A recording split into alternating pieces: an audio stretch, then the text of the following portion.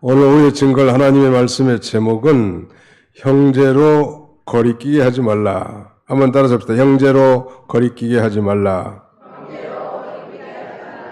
Do not stumble your brother in Christ. 너희 형제를 넘어뜨리지 말라.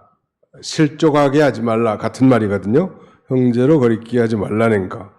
오늘 본문엔 크게 두 가지 권면이 있는데 첫째는 믿음이 강한 형제에 대한 권면과 다른 하나는 믿음이 약한 자들에게 하는 권면이, 믿음이 강한 자들에게 하는 권면은 믿음이 강한 자는 좀 독선, 그 다음에 그 믿음이 강한 형제의 독선과 실수는 믿음이 약한 형제에게 나쁜 영향을 끼칠 수 있다는, 교회 안에는 다 천차만별합니다. 그 신앙의 정도, 깨달음, 경험, 소위 신자의 경력이 다 화려하고 다르단 말이에요.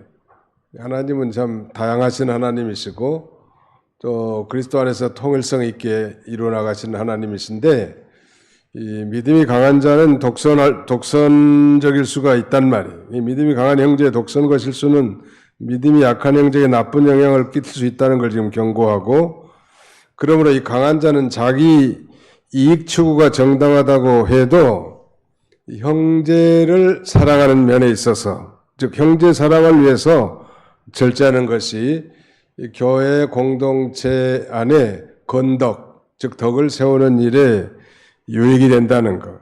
그다음 믿음이 약한 자들에게는 그 디아스포라 문제, 아디아포라 문제, 아디아포라는 게 사소한 문제, 진리도 아니고 구원의 문제도 아니고 영적인 성결에 가는 문제도 아니고 뭐 해도 그만 안 해도 그만, 그런 문제들을, 사소한 문제들을 아디아포라라고 하는데, 이 아디아포라 문제에 있어서 본질적으로 나쁘지 않는 한 결국 판단은 자기 양심에 있는 것이기 때문에 그 양심의 판단에 정직하면 된다는 것, 그 외의 것으로 자기를 스스로 괴롭힐 필요가 없다는 것, 이 정확한 그 진리 문제가 아닌 문제에 대해서. 교회 안에 그런 여러 가지 있을 수 있어요. 에어컨을 춥게 틀어야 되느냐, 좀 높여야 되느냐, 낮아야 되느냐, 이건 진리 문제가 아니죠. 몸이 약한 사람, 몸이 차가운 사람은 에어컨을 싫어해요. 근데 몸이 뜨거운 사람, 저도 좀 뜨거운 인간 중에 한 사람인데, 여기 전라도 해남에 가면 마누라 없이는 살아도 장화 없이는 못 산다, 그런 말이 있어요. 하도 비가 오면 찔벅찔벅하니까. 또 서울에 오니까 마누라 없이는 살아도 에어컨 없이는 못 산다, 그런 분도 있더라고요. 그런 분도 계세요. 그런데 또 에어컨을 아주 싫어하는 사람이 있어요. 옛날 이병기 목사님은 에어컨 싫어하시더라고. 같이 타면은 에어컨 끄라고, 뭐 더운데도, 더울 때는 더운 게 좋대요. 맞는 것 같아요. 요새 뭐 워낙 차게 해가지고 머리꼬리 띵하는 건 다 냉방병이에요. 그래서 이게 진리 문제 아니잖아요. 이런 것 때문에 믿음이 연약한 자를 실족하게 해서는 안 되기 때문에, 또 믿음이 연약한 자를 더 우선 생각을 하는 게 믿음이 강한 자의 자세라는 거. 언제든지 자기 자유와 권리를 사용할 수 있지만은 형제 사랑에 대한 의무에 대한 강력한 주님의 요구를 따르기 위해서는 자기의 권리와 자유를 좀 절제하는 거, 제어하는 거, 이게 좀 성숙한 모습이라고 할 수 있을 것입니다. 그리고 만약 계속 양심에 걸린다면 그건 분명히 하지 말라. 자기 양심에 걸린다, 이거. 양심에 꺼림칙하고 마음이 편하지 않다, 그러면 그만둬야 합니다. 만약 그 양심의 소리를 거슬린다면 비록 그것이 그 객관적인 죄가 없다 할지라도 그 양심의 소리를 거스린 자체가 죄가 될 것이기 때문에 하나님이 그 양심이라는 기능을 우리에게 줬고, 우리는 특별히 이 신앙 양심이라는 게 있잖아요. 말씀에 비판받는 양심.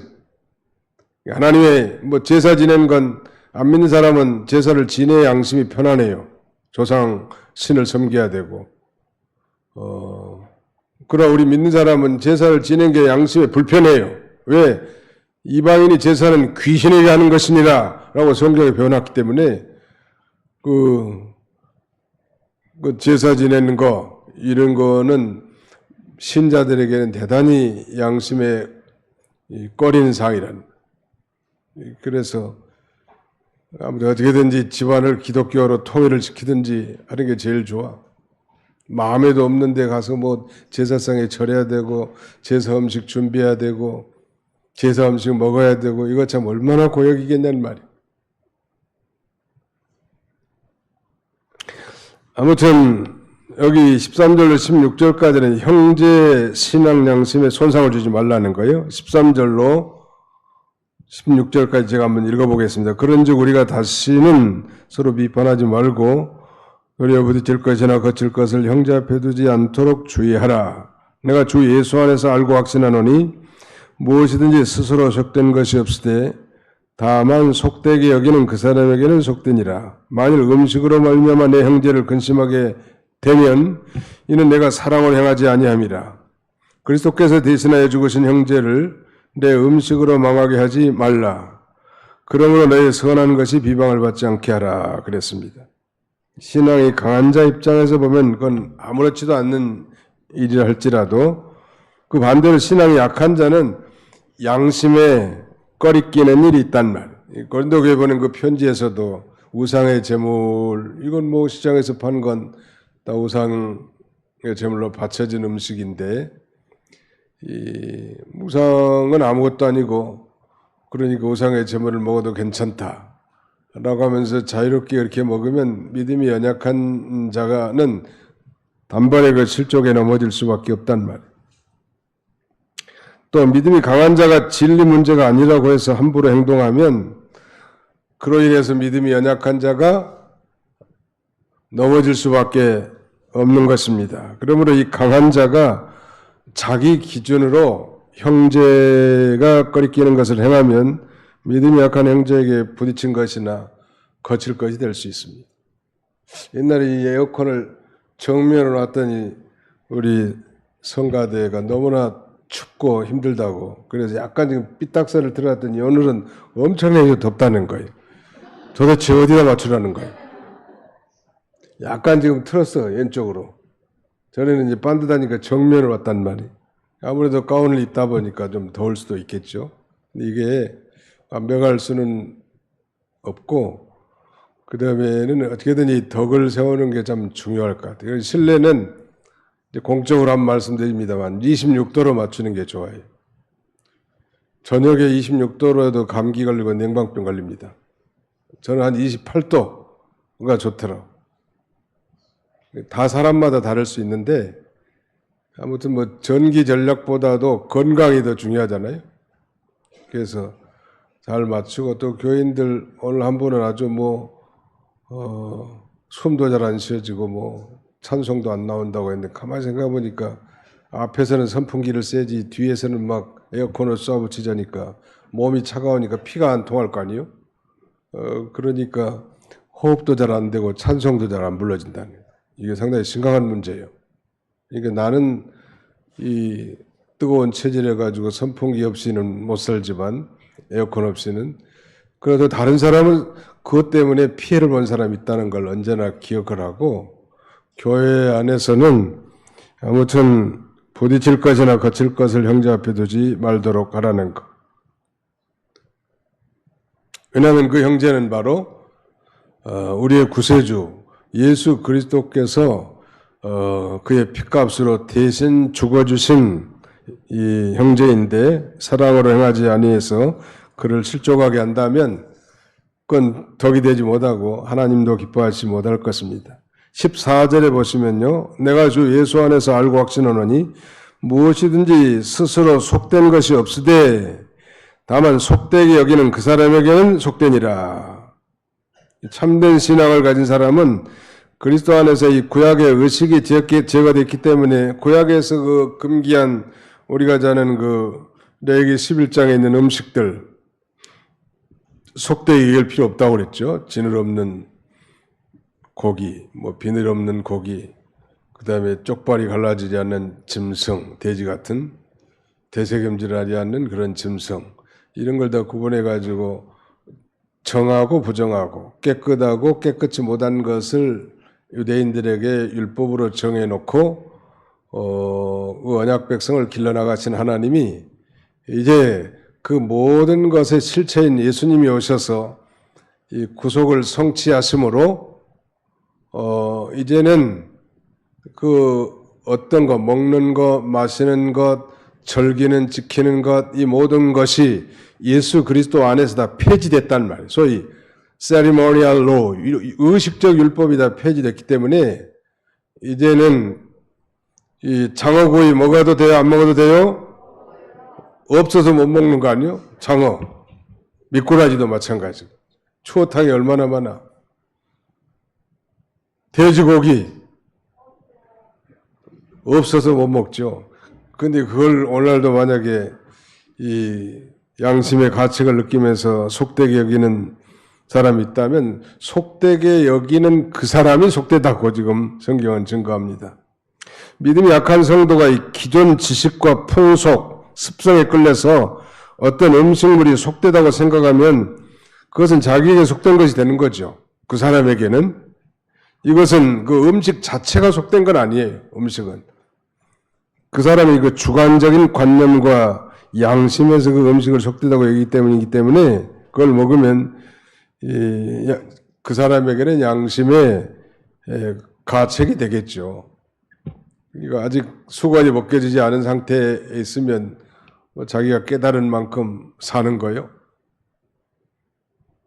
고린도교인들 가운데도 수건이 벗겨지지 않은 사람이 있었다고 했는데 예수 그리스도의 구속 성취로 말미암아 이제 모든 의식적인 율법, 국가법, 시민법 다 폐지됐습니다. 이제 만고불변에 준수할 우리의 법칙은 이 도덕법, 즉 십계명으로 대별되는 도덕법은 천국 가는 그날까지 우리가 지켜야 돼요. 1계명부터 10계명까지 잘 기억하면서 그것도 사랑의 법이죠. 근데 종종 그런 분들이 계세요. 나는 안 먹는다고, 비늘 없는 거. 나는 돼지고기 안 먹는다네. 그리고 뭐 삼겹살도 못 먹어. 그 다음에는 이 돼지 그 불고기도 못 먹어. 어떻게 할 거야, 이걸? 아무튼 이 성경을 잘못 깨달아가지고 옛날에 그 미국에서 이상구 박사라는 사람이 와가지고 한때 우리 TV 안방을 점령하면서 이 건강 비결 거기에 대해서 성경에 있는 대로 이게 가르쳤는데 이 사람이 나중에 오랜 후에 부인하고 또 이혼했더라고 보니까 이혼하고 이제 방황하는 가운데 예수님을 만나는 거예요. 말하자면 그 안 지키고 율법 종교 아니에요? 예수님을 만나가지고 구원받은 이후에 자기가 과거에 잘못한 거 사죄하고 지금은 예수님 전도하고 다녀요. 옛날에는 뭐 음식 선전하고 다녔잖아요. 예수님 안에서 이 자유함을 가지고 먹되 우리가 절제해서 적당하게 먹는 것은 필요하겠죠. 음식 자체가 속된 건 아니라는. 그러므로 형제를 음식으로 망하게 하지 말까. 15절. 만일 음식으로 말미암아 내 형제가 근심하게 되면 이는 내가 사랑을 행하지 아니함이라. 그리스도께서 대신하여 죽으신 형제를 내 음식으로 망하게 하지 말라. 어떤 음식점에 갔는데 내 마음에 안 들어요. 거기서 온갖 불평, 불만 다 쏟아 부으면서 분위기 깨고 아니 자기가 안 맞으면 맞는 것만 골라 먹으면 될 거 아니에요. 난 누구를 지칭해서 하는 말이 절대 아닙니다. 아니 그러면은 자기가 맞는 게 전혀 없을 수는 없다고. 정말 반찬이 안 맞으면 밥에다 물을 말아서 잡수든지. 그래야지 거기서 뭐 정죄하고 판단하고 그럴 필요는 없다는 거예요. 음식으로 말미암아 다른 사람 마음을 상하게 하지 말라는 거예요. 그리고 아예 또 그 음식이 맞는 집으로 가면 되잖아요. 모든 음식은 다 해로운 점이 있고 유익한 점이 있습니다. 그것에는 어떤 예상도 없습니다. 유익한 점이 많기 때문에 우리가 먹는 것이에요. 그러나 그 한의사님들 얘기 들어보니까 사람의 병은 먹는 대로 생긴대요. 뭘 많이 먹었는가에 따라서 뭐 당뇨도 생기고 뭐 고지혈증, 고혈압 이런 것들 다 영향을 미친다고 하기 때문에 믿는 사람들은 건강식을 찾아서 먹는 게 좋고요. 내가 미국에서 좀 살다 왔기 때문에 말할 수 있는데 미국 음식이 굉장히 고칼로리예요. 고칼로리. 우리 한국 음식은 잘만 하면 최고의 건강식이에요. 짜거나 맵기만 안 하면. 복된 사람들이죠. 그 미국 사람들 요새 최고 인기 있는 주식이 몸 살 빼는 게 뭐예요, 그게? 다이어트 하는 약이 개발됐다는 거예요. 다이어트 약만 먹으면 살이 쭉쭉쭉 빠는가? 내가 볼 때는 또 다른 방법을 취할 수도 있겠는데 살이 그렇게 우리 한국 사람들은 뚱뚱하다고 말할 필요가 없어. 다 거기에 비하면 날씬한 미남들이에요.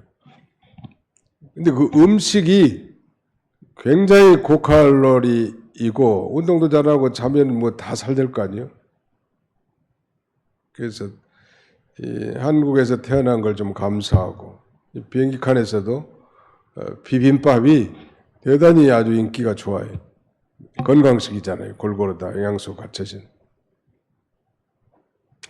아무튼 음식 가지고 형제를 실종하게 하지 말 것. 자유를 누리는 것이 형제 사랑으로 절제되어야 할 것을 호소하고 있는 거예요, 지금. 이 자유의 구간은 즉 자유를 누리는 것보다 더 중요한 문제는 사랑의 의무 앞에서 개인의 자유가 절제되어야 한다는 걸 지금 우리 교훈해 주고요. 그 사랑의 대상이 바로 예수 그리스도께서 대신 죽으신 우리의 형제이기 때문이죠. 그러므로 그 의무의 절박함을 지금 우리에게 깨닫도록 교훈해 주는 것입니다. 음식 때문에 실족하게 하지 말 것. 또 선한 것이 비방을 받지 않게 하라고 말하고, 그리고 이제 결론적으로 이 하나님의 나라라는 것은 무슨 뭐 먹는 것이나 마시는 데 있지 않다는 거. 우리가 점심 때 국수라도 이렇게 성실하게 잘 먹을 수 있는 건 큰 축복이에요. 어떤 교회는 빵이나 준다 그러고 어떤 사발면 줘가지고 물 부어준다는 데 있다는데 우리는 그래도 이 국수를 꾸준히 잡술 수 있는 게 좋고 또 국수를 못 드신 분들도 계시더라고 보니까. 그러면 자기가 밥을 싸가지고 와서 그렇게 잡수시면 돼요. 하나님 나라는 먹는 거가 마시는 게 아니에요. 우리가 뭐 도봉교회 뭐 국수 먹으러 온 건 아니잖아요. 하나님 나라는 어떤 나라인가? 17절 요절인데 같이 한번 읽어봅시다. 시작. 하나님의 나라는 먹는 것과 마시는 것이 아니요 오직 성령 안에 있는 의와 평강과 희락이라. 하나님 나라는 먹는 것과 마시는 게 아니란 말이에요. 그거가 우리 인생 전부가 아니에요. 오직 성령 안에 있는 의의 나라요, 평강의 나라요, 희락의 나라요. 우리가 뭐 지극히 작은 음식을 먹으면서도 화목할 수 있고 기뻐할 수 있단 말이에요. 부자가 뭐 소 뒷다리 놓고 뜯어먹는다고 행복한 거 아니에요. 작은 음식을 먹더라도 서로 행복하고 그 다음에는 기뻐할 수 있는 게 하나님의 나라입니다. 하나님의 나라, 이 나라를 깨뜨리지 않도록 이란 말이에요. 먹는 건 좀 절제할 수도 있는 거고, 안 먹을 수도 있는 거고, 좀 마음에 안 들 수도 있는 거고, 그런 거 아니에요? 하나님의 나라, 중생하지 못한 사람은 이 나라를 못 봅니다. 사람이 거듭나지 아니하면 하나님의 나라를 볼 수 없느니라. 거듭나지 않았기 때문에 보이는 것만 다 판단하는 거예요. 육신의 것으로 생각하고 세상적으로만 생각하는 거예요. 그런데 거듭난 사람은 예수를 믿고 거듭난 예수님의 피로 죄사함 받은 하나님의 자녀들이 모인 이 단체 그 속해 있는 것만으로 기뻐하고 즐거워하고 또 영광을 돌릴 수 있단 말이에요. 그러므로 모든 것을 다 용납할 수 있는 넓은 마음을 소유할 수 있게 되는 것이죠. 하나님의 나라는 먹는 것과 마시는 게 아니에요. 그렇다고 우리가 먹지 말고 마시지 말라는 얘기는 더욱 아니고, 제 생각에는 예수 믿는 사람들이 제일 잘 먹어야 되고 잘 마셔야 돼.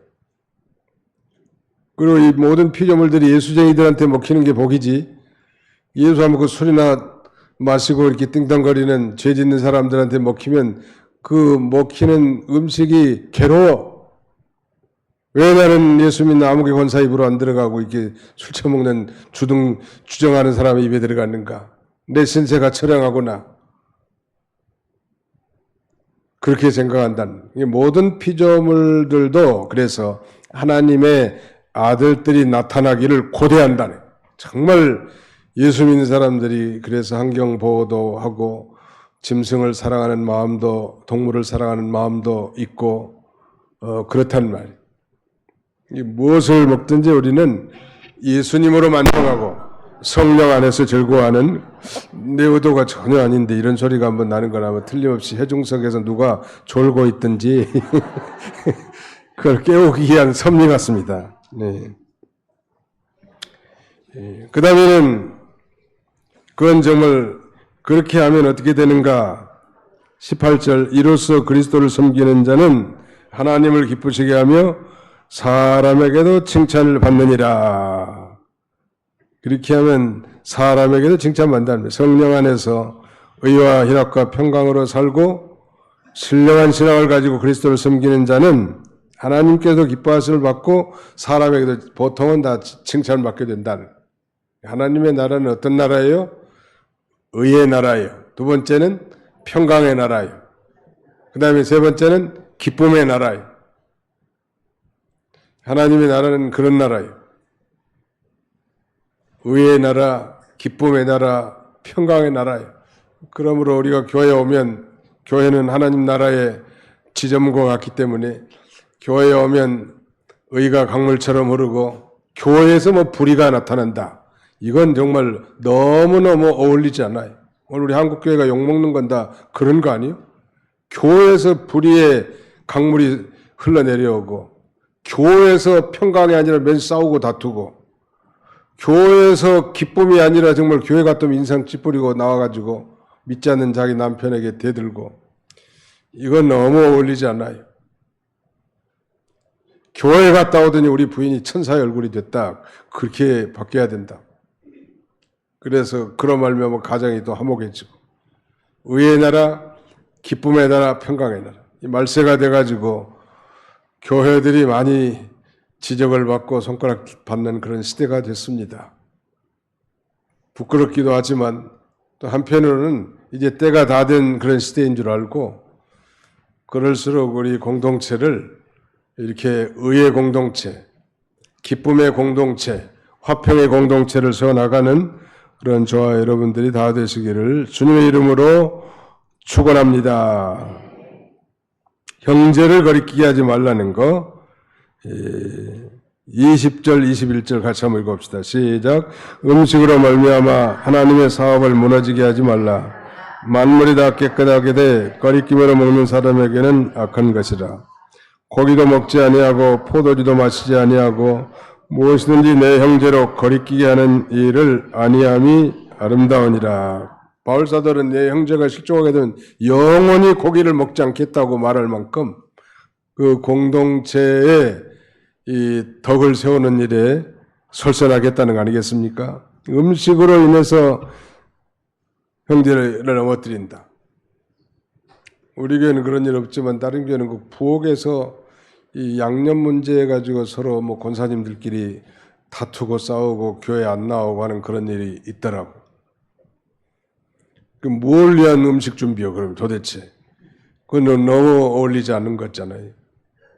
서로 이해해주고 양보해주고 더 잘 되도록 겸손히 권면해주고 그래야 될 텐데, 아무튼 음식 문제로 만약에 실족을 한다면 차라리 음식을 안 먹는 게 낫는 거예요. 바울처럼. 또 하나님의 일이 무너지지 않게 해야 합니다. 음식 때문에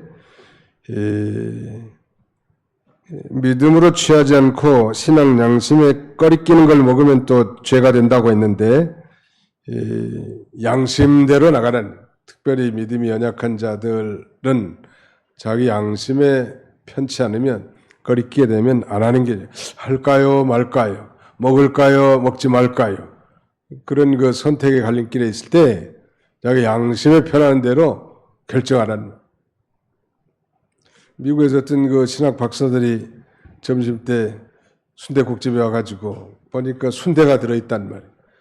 이거 저기에는 피 먹지 말라고 이제 먹어야 될까 말아야 될까 신학적인 논쟁이 한참 진행된 거예요. 국이 식었겠어요? 안 식었겠어요? 다 식었지. 바보 같은 사람들이 차라리 몰랐으면 맛있게라도 먹을 건데. 네? 그러니까 순대 빼고 달라고 이제 요청을 하는데, 순대 빼면 그 순대빛 국물이 그 국물에 들어갔을까요? 안 들어갔을까요? 다 들어갔죠. 그러니까 웃긴 일이요, 말하자. 자기 양심에 따라 하시면 좋아. 나는 아직도 순댓국집 가면 순대 안 먹습니다. 왜냐하면 마음이 편안하지 않아. 유신승 전도사는 잘 먹어. 내가 없으니까 하는 말인데 나보다 더 진보적인 사람이야. 먹어도 되지만 저는 안 먹어요. 왜냐하면 마음이 편하지 않기 때문에. 미국에 있는데도 아침에 권사님들이 목사님 우리 해장국 하러 가요. 그러면 아침 한식집에 가가지고 꼭 해장국을 시켜주는데 그 해장국집에 그 웨이트레스들이 일본인 애들이 꼭 물어봐 와가지고 한국말로 물어봐. 순대 빼고 딱 물어본다고. 하도 예수 믿는 사람이 많이 와가지고. 물론 순대 빼고라. 근데 웃긴 얘기지. 그 순대 국물에다 젖어 있는 거 아니에요? 자기 양심에 편안한 대로 하시면 좋을 것 같습니다. 그런데 이제 신학적인 의미에서는요, 이것도 다 폐지된 거예요. 엄밀하게 말하면. 그렇잖아요. 모든 의식적인 법, 먹는 거, 마시는 것이 다 폐지됐는데 그것만 안 폐지됐을까요? 다만 이 신약 시대 초기에 이 유대인 성도들과 이방인 성도들 간의 원만한 교제를 위해서 예루살렘 총회에서는 삼가하는 것이 좋다고 편지를 합니다. 왜냐하면 유대인들이 입장에 생각할 때는 그 뭐 이방인들이 예수 믿고 구원받았다고 하면서 막 피를 막 잔인하게 먹고 마시면은 교제가 되겠어요? 저런 인간 이하의 존재들이 같이 우리 공동체에 있는 건 우리 자존심이 상한다. 말도 안 하고 교제도 안 하는. 또 우상의 제물, 목매어 죽인 것, 음행, 이 네 가지를 피하도록 편지를 썼는데 그것도 이제 신약시대 그 신약 성경이 완성되기 전일이고요. 그 다음에는 어떻게 보면 이 구약적 사물인데 구약에서 피를 먹지 말라고 하는 것은 생명을 존중하는 사상입니다. 그러니까 피를 흘린 자는 반드시 피로 보복하라는 게 성경의 가르침이잖아요. 생명 존중 사상을 가르쳐주기 위한 것이라는. 그래서 순댓국집 가가지고 먹어도 편안한 사람은 드시고 저같이 마음이 별로 안 편하면 잡수지 마세요. 그것 때문에 형제를 실족하게 한다든지 나는 먹는데 너는 왜 안 먹냐. 담임 목사는 안 먹는데 여기 전도사가 돼가지고 마셔? 먹어? 그래서는 안 된다는 거예요. 정지하지 말라는 다른 사람. 아이고 잘 잡수네. 믿음으로 하지 않은 모든 것이 다 죄라는 거. 22절로 23절도 같이 한번 읽습니다. 시작. 내게 있는 믿음을 하나님 앞에서 스스로 가지고 있으라. 자기가 옳다는 바로 자기를 정죄하지 아니하는 자는 복이 있도다. 의심하고 먹는 자는 정죄되었나니 이는 믿음을 따라 하지 아니하였기 때문이라. 믿음을 따라 하지 아니한 것은 다 죄니라. 믿음을 쫓아하지 않는 게 다 죄라는 거. 왜냐하면 믿음이라는 건 하나님을 마음으로 순종하고 마음으로 믿고 몸으로 순종하는 것인데 믿음을 따라하지 않은 건 하나님과 그 말씀을 순종하지 않은 것이기 때문에 죄 아니요? 어느 집에 갔는데 아주 김이 모락모락하는 찹쌀떡, 찹쌀 시루떡을 내놨어. 그러면 물어보지 말고 맛있게 먹으면 될 건데 이 찹쌀떡이 제사 음식입니까? 아니면 방금 떡집에서 해온 것입니까? 이렇게 물어보면 되는 거예요? 안 되는 거예요? 네. 물어보지 말라고. 괜히 물어봐가지고 맛있는 떡도 못 먹잖아요. 또 알고 먹기는 꺼림직하잖아요. 알고. 우상의 제물을 믿으면 못 먹잖아요. 그러니까 여기 하시는 말씀은 내게 있는 믿음을 하나님 앞에 스스로 가지고 있고 자기가 옳다는 바로 자기를 정죄하지 아니한 자가 복이 있다. 그랬단 말이에요. 의심하고 먹는 자는 정죄되었나니 이는 믿음을 따라 하지 아니하였기 때문이라. 음료수를 한 잔 갖다 줬는데 이 컵을 소독을 했습니까? 안 했습니까? 그러면 두 번째 그 집 가긴 힘들어. 아무튼 맛있게 먹어주는 것도 믿음이고 정성껏 대접하는 것도 믿음이라고 생각이 됩니다.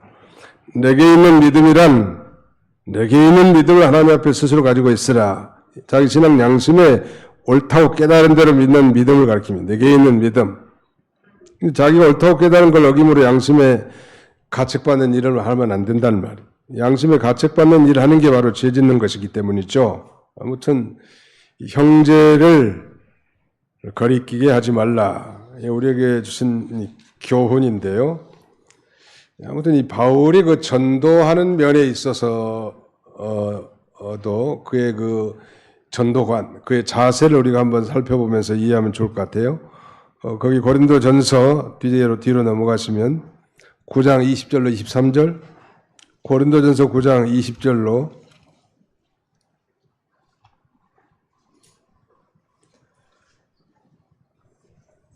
고린도전서 9장 20절로 23절 같이 한번 읽어봅시다. 시작. 유대인들에게는 내가 유대인과 같이 된 것은 유대인들을 얻고자 하며 율법 아래에 있는 자들에게는 내가 율법 아래에 있지 아니하나 율법 아래에 있는 자같이 된 것은 율법 아래에 있는 자들을 얻고자 하며 율법 없는 자에게는 내가 하나님께는 율법 없는 자가 아니요 도리어 그리스도의 율법 아래에 있는 자이나 율법 없는 자와 같이 된 것은 율법 없는 자들을 얻고자 함이라.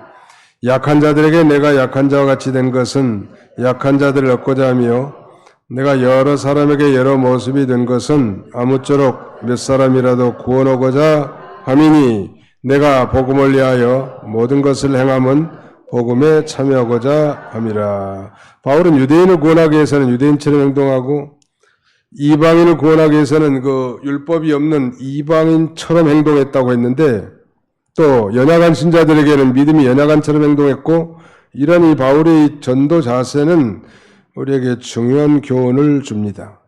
또 우리가 전도할 때도 일방적으로 죄를 지적하고 회개를 외치는 거 바람직하지 않아요. 당신이 예수 안 믿으면 지옥 가!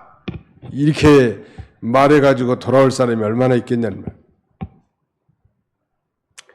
어떤 일정한 형식에 얽매이는 것이 아니라 전도라는 건 우선 인간적인 이해와 현실적인 욕구에서 출발해야 합니다.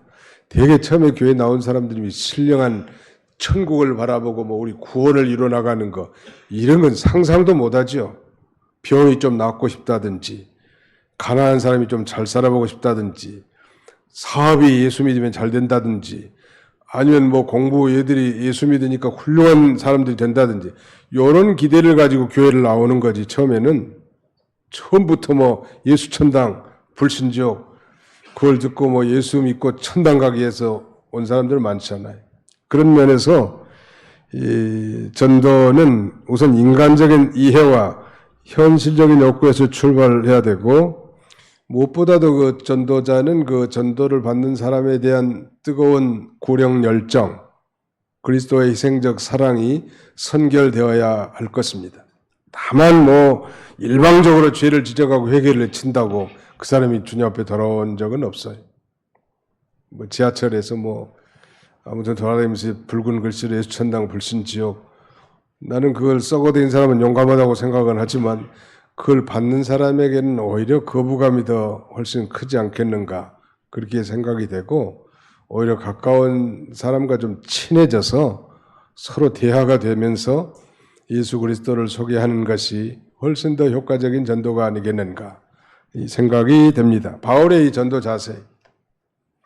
그러므로 교회 안에는 그야말로 천차만별한 다양한 깨달음, 믿음 정도의 신자들로 가득 찬 그런 공동체라는 걸 언제나 인정하고 믿음이 약한 자를 말하자면 걸러 넘어지게 하는 그런 자리에 서지 말고 오히려 내 자유를 절제하면서 믿음이 연약한 자가 더 견고하게 설 수 있는 덕을 세우는 일에 앞장서는 우리 교회 공동체가 되시기를 주님의 이름으로 축원합니다.